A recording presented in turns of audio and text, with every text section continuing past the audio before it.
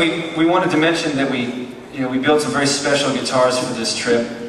There aren't any others that exist anywhere like it. I wanted Bob to kind of show them to you and just put his 2 cents on it. And I think the first one, since it's up by popular demand, we'll give you the Brazilian.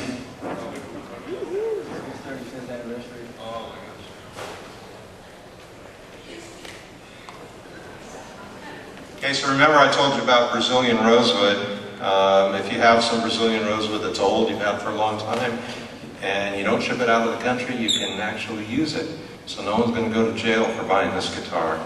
But it's Brazilian rosewood. It's a 35th anniversary model. Oh my gosh. This guitar is a 12 fret grand concert. I can't say how much I love these old guitars. It was the big surprise of 2009 for us last year. What we did is we made the, in the old days, guitars used to have 12 frets to the body. So when we say 12 frets, what we mean is it joins the body at the 12th fret. By doing that, we move the bridge backwards a little bit. It puts this bridge in a different place in the top. And when you play this guitar, for a grand concert, it's just deeper.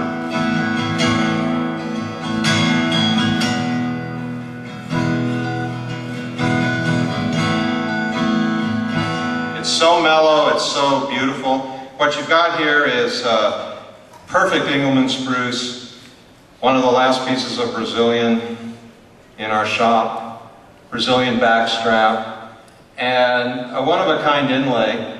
Our 35th anniversary, I wanted to do something special, and I went all the way back. I was thinking back to the days when I first started making guitars, and I made guitars with one of my dearest friends, Greg Deering, who owns the Deering Banjo Company, and Greg is the most fabulous inlay designer there is. And I can draw and draw and draw, and I finally get there. And one day I just said, you know what, I want Greg to design this inlay for me, because I wanted just a little bit different flavor. I wanted something that kind of reminded me of the old banjo stuff, the stuff that we were putting on guitars 30-some years ago. And I called him and I said, hey, would you mind doing this for my 35th? And he said, boy, I'd be honored to. And like 2 days later, he goes, yeah, I was drawing for a couple hours last night, and how's this? And I'm like, whoa, it's beautiful. And that's what this inlay pattern is. And as a matter of fact, this year is Deering Banjo's 35th anniversary, and they have a special model, and he's using the exact same inlay on it. So we're really proud of this one. It's a sweetie pie.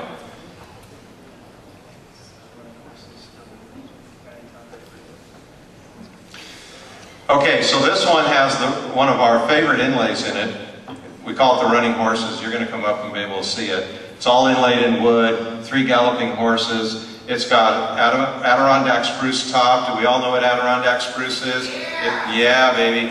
It's the best of the spruces. It's gone. They cut it all down by the 1920s, but there were a few trees that were too small back then to use, or maybe they were hiding behind another tree, trying to get out of the way of the saw. And 80 years later, some of these trees have put on a little bit of girth, and through just some real select harvesting, we see a little bit of this. It's just the greatest sounding wood of all of it. If we put adirondact spruce bracing on guitars, it just doubles up the fun. So this one's wonderful. It's East Indian rosewood on the back, adirondact spruce on the top, running horses, maple binding. It's awesome. And this one here, mahogany, ebony mini wedge, ebony binding, ebony armrest. Who's been able to play a guitar with the armrest on it yet? It's just the most wonderful, wonderful thing. They're beautiful. It's mahogany on the top too. And mahogany, like you heard the koa a little bit earlier, it makes another just warm, beautiful, warm sounding guitar. I love this thing. The deep cherry color. Ooh.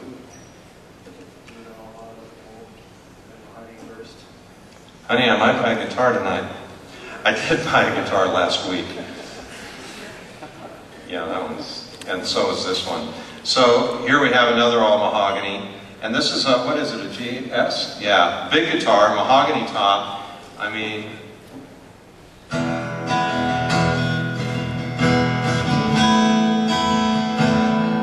really powerful and really warm. This has got what we call an edge burst. You can see how that whole thing is just kind of burnt on the edges. What color is the winding? Is it green? Green purflings. Yeah, green purflings. I don't see green very well. And abalone on the top, howling at the moon wolf. Who doesn't want that? It really is gorgeous, but it sounds funny, doesn't it? Oh my gosh. So here's a PS out of Madagascar rosewood. Madagascar rosewood it's a Dalbergia. The Latin name of anything that's a true rosewood is Dalbergia something or other. So whereas East Indian rosewood is Dalbergia latifolia, Brazilian rosewood is the best of all the Dalbergias. They call that Dalbergia negra. And this one's called Dalbergia baroni. It grows in Madagascar, and it is a kissing cousin to Brazilian rosewood if there ever was one. It's the same weight, it's the same stiffness, almost even smells the same when you work it. And it's a wood that we use right now kind of as a Brazilian replacement on a very limited basis because there's not very much of it around. Nice quarter sawn piece. Black inky stripes, spider webbing in it. Yeah. That was nice. How many of you are familiar with Stephen Curtis Chapman, the artist? Yeah. And we all know his story, the tragedy with his daughter who died at their home. Well, you know, we've been friends with Stephen for the longest time, and we kind of wanted to do something with him in remembrance of her. And she had this beautiful little coloring that she had done shortly before she passed away. There were two things. One is she drew a butterfly. I mean, she's 6 years old, and she had a little 6-year-old butterfly that she drew, and she liked the word see. She would always draw a butterfly, and she'd write S-E-E beside it. And he doesn't really know why it was that was special to her, but we inlaid it in the fretboard at the 12th fret in exactly the way that she wrote it. And then there was another little picture that was really special to their family, and it was a flower with 6 petals, which, like they have 6 kids, and one petal was colored in, and the other 5 petals weren't colored in. And Stephen and Mary Beth kind of, they just think it's a little sign from God, you know, saying, here's the one who's gone home. So anyways, it's a special little thing. Stephen's been a great friend and a great customer of ours, and this is the type of guitar that he plays. And so we did this beautiful memorial guitar, signature series guitar with him, and it's fantastic. Again, it's just a wonderful guitar, rosewood, spruce, cool coloring on the top. It's neat.